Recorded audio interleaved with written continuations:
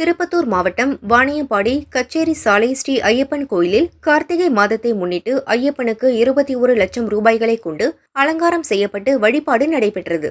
ஏராளமான ஐயப்ப பக்தர்கள் சுவாமி தரிசனம் செய்தனர்.